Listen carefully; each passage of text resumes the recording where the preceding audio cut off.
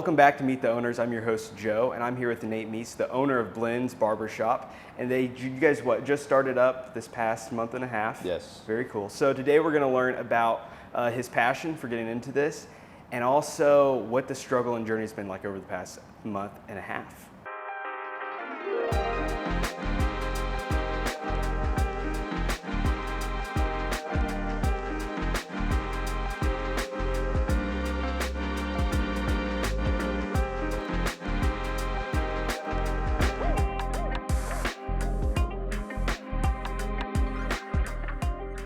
So, what was your passion, or when did you discover your passion for cutting hair? Man, so it's a crazy story because when I was 15, it's a weird story as well, but crazy at the same time. When I was 15, I was walking through the hallway in high school, and I saw a guy with a certain haircut. And I saw his haircut and I thought it was interesting. I just liked it. So I asked him where he got his haircut at. He told me the next day or next week, I can't remember, I went to his barbershop. It was the first time I went into a barbershop. And just the atmosphere of the barbershop I enjoyed. The smell of like the aftershave, the haircuts, just the guys being in the room talking sports. I really enjoyed it. So, and I even enjoyed watching him cut my hair. I knew at that point something was different than anything else. So after that, I wanted to keep up with my haircut. So I went to Walmart actually and bought my first pair of clippers, and I would kind of just, keep up with my haircut through the hair. I would get a haircut once a week, and then or once every 2 weeks, and in between I would, line myself up to try to keep it, how I want it to. And after that, I knew, that was my passion. And then that was when I lived in Louisville. I came back to Evansville. And I came back in Evansville and I actually found my mentor. So you came back. Are you from Evansville? From Evansville. Okay. I went to Louisville for a year. Once I lived in Louisville, I knew that's when I found my passion. Came back to Evansville a year later. And then I found my mentor. His name's Deshae Johnson. He's really helped me through barbering in general. He's been my mentor since I was 15. When I was 15, I worked at a place called The Login over in Hopside, Indiana. Okay. So I worked there, and I was getting a haircut by Deshae, and I told him I was saving for this brand of clippers. They're called the Andis Masters. They were $100, and I was 15. So, it took me a long time to save this $100. So I told him, I'm like, man, I want to be a barber, but it's going to take me a long time to save, this much money. So he's cutting my hair, trying to, mentor me. And, after my haircut, he actually pulled out of his cabinet the pair of clippers that I wanted, which was pretty crazy. It was pretty humbling at the same time because it, forced me to cut hair at the time. I'm like, dang, okay, I'm gonna have to actually, start cutting how I should. So he gave me my first pair of clippers, and then after that, it was just, high school sports, and then I would, come after school and kind of watch him, cut hair, but also come to his classes, and I'd cut my friends in high school, and, that's how I knew, I knew in high school I wanted to be a barber because, I would cut after sports, and I just enjoyed it, so that's how I knew, and, very thankful that I'm a barber now, so. That's awesome. Did you, were you having your friends pay you to cut your hair, or were you just doing it for free for practice? Man, it was free. Yeah, you have to get started. Yeah, I'm thankful for them because it would take me, back then, I wanted to do the best haircut I could do, and I didn't have the knowledge, so it would take me an hour and a half, 2 hours, just to, even longer sometimes, just to do, a regular basic haircut that was not very good, so. Well, I've seen your haircuts now. They're phenomenal. Appreciate that. 10 out of 10. Yes, sir. But do you have any crazy, you just messed your friend's hair up, super bad stories? Man. Back in high school, I didn't do the volume of haircuts that I do today. So, today I do about 50 to 55 haircuts a week. I would say on average we do about 45 to an hour appointments today. So back then, I would do maybe 1-2 haircuts a week. I messed up so many haircuts back in high school. even if they thought they were good, in my eyes, they were messed up. So, it's just a different vision. The only story I can really remember that I really messed up in high school is My friend came over he just wanted his facial hair touched up. And it was my first time actually doing facial hair on somebody else besides myself. And I've never lined up someone's mustache besides mine. I actually was supposed to line it up, but I was shaking the whole time, so I actually shaved his mustache off. But that was the only time I actually really messed it up. And being 17 or 16, 17, it might take you a month to grow out a mustache. So I shaved his mustache off, and he was real upset. But that was the only story I can really remember from high school of me messing somebody up. That's awesome. So when did you go work for your mentor while you're in high school, or did you have to wait? What did that look like? Yeah, so after high school, I went to barber school here in Evansville. Okay. So you have to do 1,500 hours. After those 1,500 hours, I actually went to work for him. So he's the only person I've ever worked for. It took me, I think, right over a year to graduate. And then I worked for him for 6 years after barber school. So I was in the back of the shop, and just worked there for 6 years. And he really helped me, and I'm very thankful for all the things that he did for me. And so 6 years, and now we're here. Awesome. So when you started this, did you come from his place to here? Yeah. So that was the only shop I ever worked at. So I started there when I was 18. And now, when I got this place, I was 25. And what's crazy about it is, when I was, I think I was 20, I would always tell people I'd own a barbershop when I was 25. So that was my goal. When I was 20, people were like, man, you need to get your own shop. And I'm like, I will, I think it'll be at age 25. And I'd always say 25, 25, 25. Not really thinking like it was going to be 25, but it's crazy to look at it now. And like I said, I'm very thankful for it. But, when I was 25 and I signed for this, this place, and I'm like, wow, this is actually crazy. Like I dreamed about this since I dreamed about this since I was 15.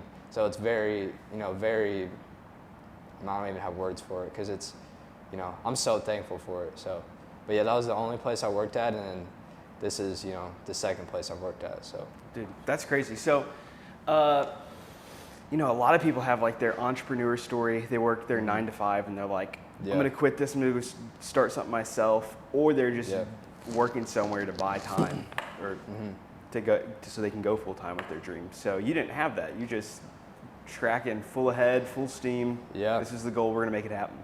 Yeah, pretty much. I worked 9 to 5s in high school, and I knew it wasn't the road for me, and I knew college wasn't the road for me either, because I'm not a book guy where I like to sit in a structured setting and just sit there and just on a computer all day. That's not really me. So this is this is plan A, and I actually don't even have plan B. This is plan B as well. So just make a different way. If I had to make a different way, I would just look at different ways to make this happen. And I don't have a plan B. This is it. So that's it. That's awesome. Yes, sir. So when did you know it was time to make the jump? Did you plan the past 3 years that you're making the jump at 25? Yeah. Or was it the past 6 months you're like, I could do this? Yeah. So my financial advisors really helped me with this, because we've set a foundation for when that time comes. I'd already be in a financial situation to be here. So I'm very thankful for him to help us with that. But it's not really a thing where I planned it. I said I don't want to force myself out of where I worked at, because I did enjoy it, and even when I left, I still enjoyed it. So it wasn't really a thing that I planned. I just said, whenever I feel like it's God's timing is when I will, go to that. And man, it's just it was almost like an overwhelming thing where it was like, it's time. So that's, I just listened to that. Whenever it said it's time is when I made that push, and I didn't want to force anything. And I just kind of was patient with it, and whenever I felt like it was like, okay, this is time to do it, is when I did it. So that's awesome. Mm-hmm. Did you have a lot of support from the family and the friends? Yeah, the family, man, they're very supportive. They've seen my business grow through the years, and they were excited for me, and they helped a lot, and my friends were very supportive as well. But I also had I have mentors in my life, so they would also be honest with me, and not as much supportive, more constructive criticism, and, got down to it and like, hey, this is what you need to do and stuff like that. So I got a mix of both, which, I think you need, which is, great. So I had a lot of, positive things, but also negative. So, which is good because, it's the reality. So, but it was very, very helpful to hear everybody speak their thoughts and get their opinions. So what did that transition look like, making the jump? It was actually, I would say, not too hard. I would think a lot of people would, it might sound hard to make a transition like business-wise. I always push that you need to stay in a 15-mile radius if you, go to a different place. So, we're only 7, 8 minutes from our old barbershop. So, from the bar or the clients, they don't, it's only a 7, 8 minute difference. So, and 2, we're also more in town. But the transition, wasn't really too bad. I just had to, text my clients and, keep reminding them, hey, we're moving, hey, we're moving. And I did that for about 2 to 3 months, let them know that we're, changing locations. And, it wasn't too hard. I would say the only thing that was hard was, putting this all together. And, I had the vision for it, but, putting it all together in a short amount of time was probably the hardest thing. So, has your day-to-day changed since you went full-time? Well, you've been full-time, but yeah, full-time here. Yeah, full-time here. No, it's changed in ways.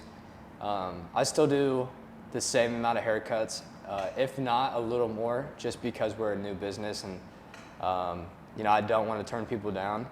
Unfortunately, we have to turn people down right now because, we're so booked as a shop, all our barbers are booked. And I think we've been here for a month and a half and we've turned down about 70 customers, which is it's a good problem to have, but it sucks at the same time.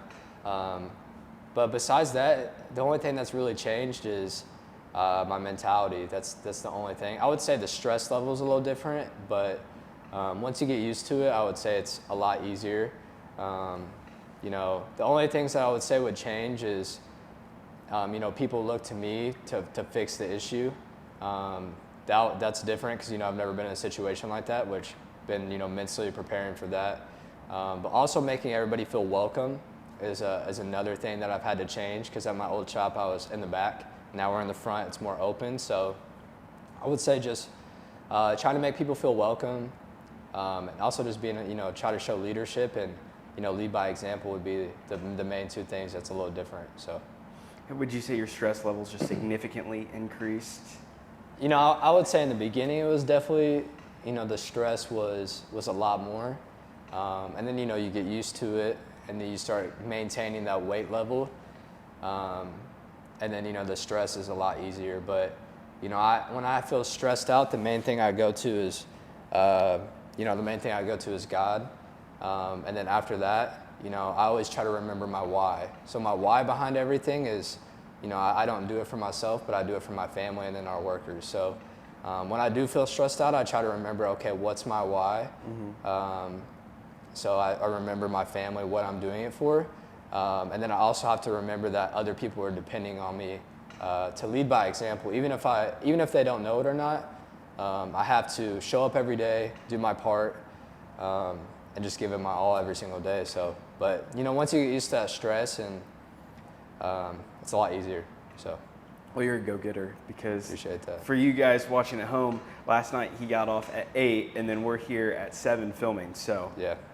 The grind is real. For sure. Appreciate Mad that. respect. Appreciate that. So, what would you say sets you guys apart from other barbershops in Evansville? Like, what's the big difference? Yeah, so a lot of barbershops you just come in and get a haircut. Here at Blends, I feel like we try to set a difference between.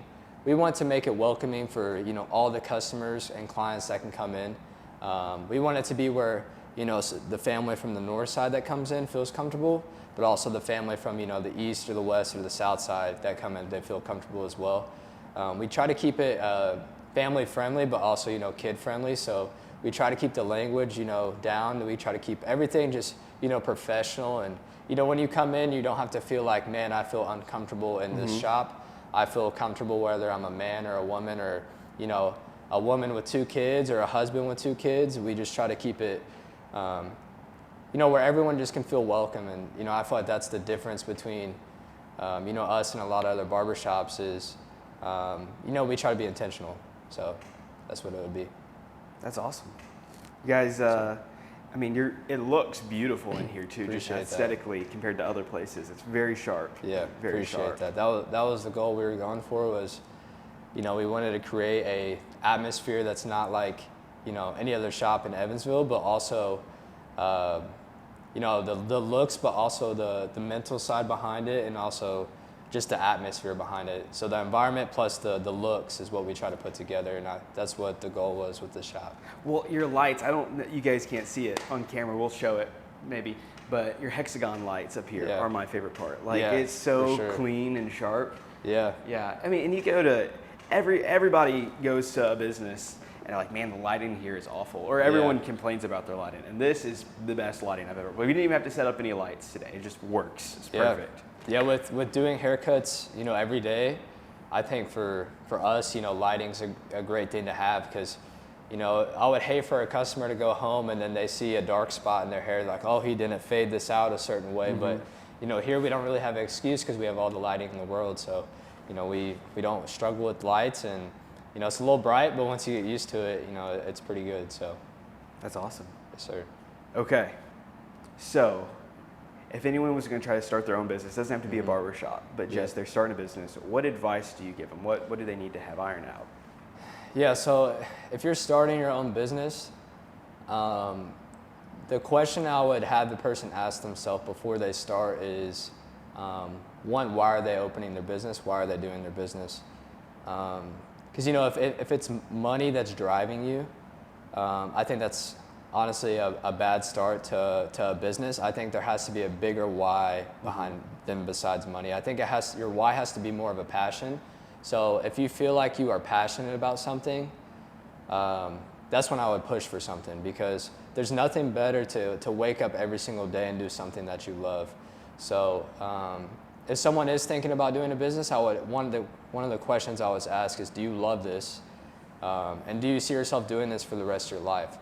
And if it's for any other motives that aren't, positive, I would stay away from it because once you get that why is not big enough to drive you anymore. So I would say it has to be something that is, the why has to be big enough to push you, but also, you want to help the community as well. So if those are the things that are pushing you, like, man, I have a passion for this and I feel like I could do this for the rest of my life, I think that's something that's a no-brainer. I couldn't agree more. Sure. Couldn't agree more. Now, you still need to make money. Some people, it's the passion. It's like, bro, you gotta eat some food, dog. Right. Yeah, there's definitely, the money. At the end of the day, you show up to make money. So you have to make money, but it's the passion behind it, the drive that's going to keep you open. That's going to keep you, because people are going to see. You want to be authentic, and people can see right through that. So if you're authentic and you're passionate, and you're also bringing so much value to the business and the customers that are coming in, people can feel that, and I think they love that, and they want to be part of that. So I think that's a big part of, wanting to be as a business. It's not just a thing that you come in and dread. So yeah, you have to be passionate, but also enjoy the grind as well. That's right. So. Awesome. Well, guys, as you know, we ask one fun question every episode. Yeah. What is your favorite movie? Oh, man. So I'm a little different than your average guy. I have a lot of clients that ask me about movies and stuff. I actually don't watch movies. I don't watch movies at all. If anything, I watch YouTube TV. I watch a little bit of NBA basketball, which is crazy. I know most people watch college. So I watch basketball a little bit. I watch YouTube, but a lot of times, if I'm not here, I like to spend time with my family. So I try to stay off, the TV and stuff like that. So not really a movie guy. I'm more of a, work and family guy. No TV shows? Just YouTube. YouTube and sports. What about books? You a book guy? I would say book guy would be mainly the Bible. Okay.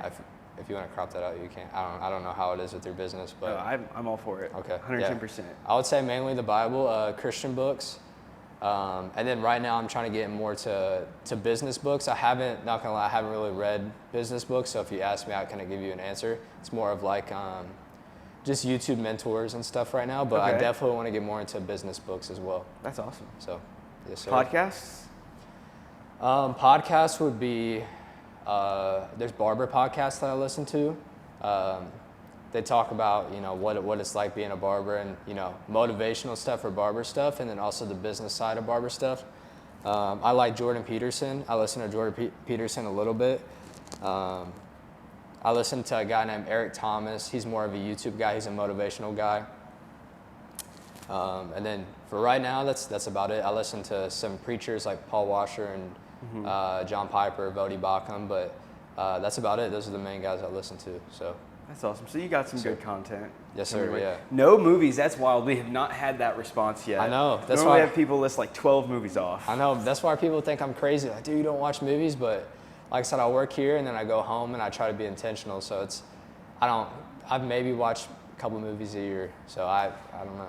I tell you what, I'm supposed to be the movie guy with doing the film stuff all the time. Yeah. And since I've started doing this, my movies have decreased. I'm lucky to get one a week. Wow. And Yeah. I'm like, but I have to stay in with the movies because, you know, you see different cinematography and storytelling, and then you Yeah. can implement that into the business. But yeah, Tom Cruise and his, I watch one movie every day. Like, bruh, Dang. Okay. what are There you doing, go. dog? Right. There you go.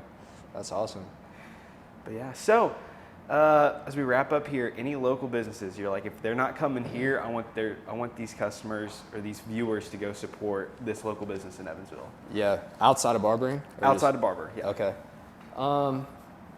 You know, I like to push businesses that I actually like, you know, believe in.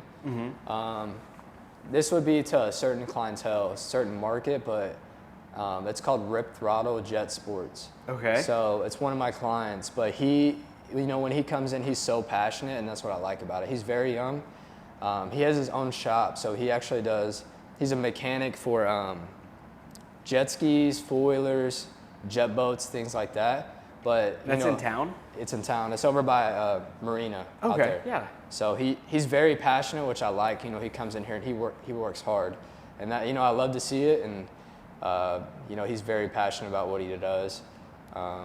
So yeah, if I had to say a company, I would say him, just because I know whoever's going to go to him is going to get a good experience. That's awesome. That's really cool. I didn't even know we had a shop like that in town. It's actually, I think he might be the only one in Evansville that does jet skis. So if I remember right, so he's the only one that does jet skis, and he does four-wheelers. I think he does side-by-sides as well. So okay. He does a lot of, like, you know, like mechanic stuff for that stuff. So That's sick. Yeah. That's super awesome. Yeah, for sure. Well, guys, that's all we have today. Thank you for watching. Go check out Nate Meese's, all his stuff. We'll have links in the bio, websites, Instagram, Facebook, you know, the works. And then don't forget to like and comment and subscribe. You know the drill. Yes, sir. And then we have another video for you right here. So have a wonderful day. Awesome. Appreciate you guys.